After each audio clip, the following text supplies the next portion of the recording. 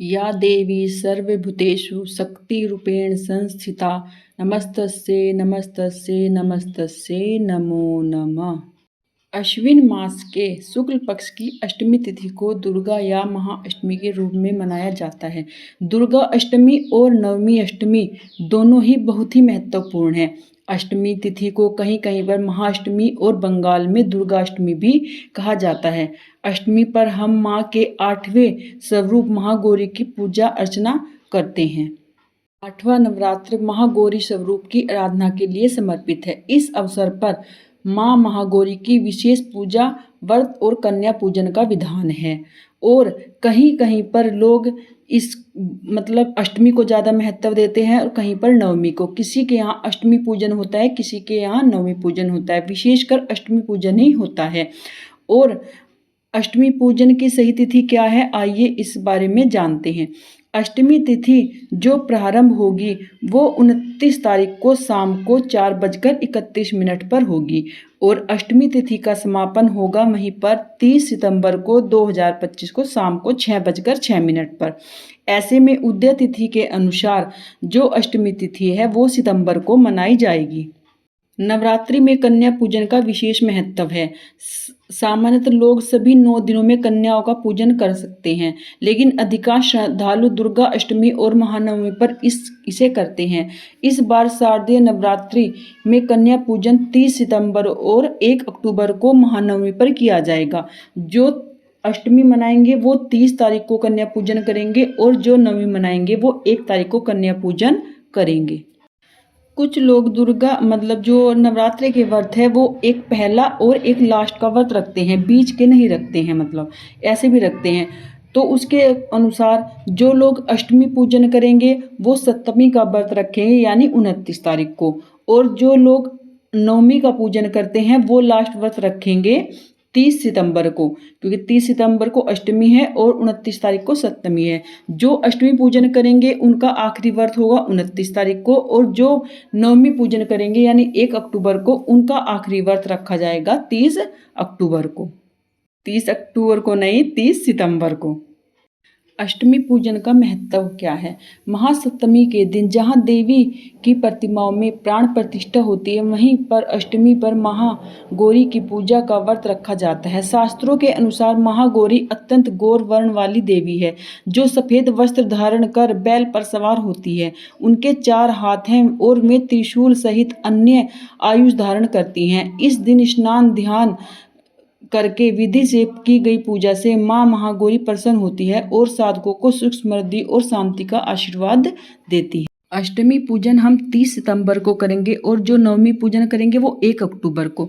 और कुछ लोग पूरे 9 दिन का व्रत रख के यानी 10वें दिन व्रत खोलते हैं, वो करेंगे 2 अक्टूबर को, क्योंकि 2 अक्टूबर को दशमी तिथि है। दशहरा पर्व 2 अक्टूबर को मनाया जाएगा।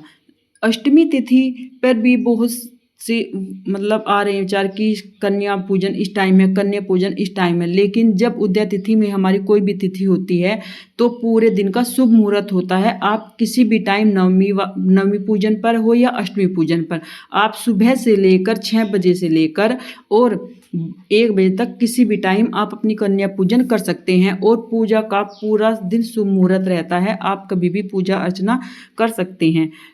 नवरात्रों का तो पूरा दिन और पूरी रात ही पावन होती है। तो ऐसे में आप ये विचार मत करें कि कन्या पूजन किस टाइम करना है किस टाइम नहीं करना है। आप सुबह 6 बजे से लेकर और 12-1 बजे तक आप आराम से कन्या पूजन किसी भी टाइम कर सकते हैं। और आप 2 वर्ष से लेकर 10 वर्ष तक की कन्याओं को बुलाकर अपने घर में उनके साथ एक वो भैरव बाबा बोलते हैं या जो बटू महाराज जी होते हैं, एक लड़के को भी आप अवश्य बुलाएं। 9 लड़कियों के केवल लड़कियां कन्या पूजन नहीं करेंगी, उनके साथ आपको एक लड़का भी बिठाना पड़ेगा। यह बहुत ही शुभ होता है।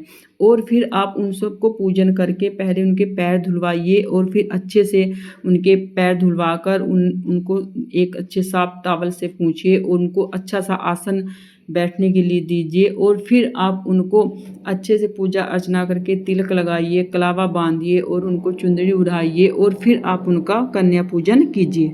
कन्याओं को पूजन में क्या दें। आजकल मार्केट में बहुत सारे कन्याओं पूजन के लिए सामग्री चल रही है। प्लास्टिक के बॉक्स आ रहे हैं, प्लास्टिक की क्रॉकरी देते हैं लोग, लेकिन आप यानी कि प्लास्टिक का सामान आप बिल्कुल न दीजिए। अगर आपको बर्तन ही देने हैं तो आप फिर स्टील के बर्तन उनको दीजिए, स्टील की कटोरियाँ दीजिए, नहीं तो आप उनके यूज का सामान दीजिए। आप किताबें दे सकते हैं, पेंसिलें दे सकते हैं, मतलब और हेयर बैंड, उनके मतलब रुमाल, जो चीज़ वो यूज कर सकते हैं कन्याओं को ऐसा सामान दे आप। और आप सामान चाहे कुछ भी दे साथ में, लेकिन आप दक्षिणा अवश्य दें। ऐसा नहीं कि आप हमने सिर्फ सामान दे दिया है और हम उसमें दक्षिणा नहीं देंगे।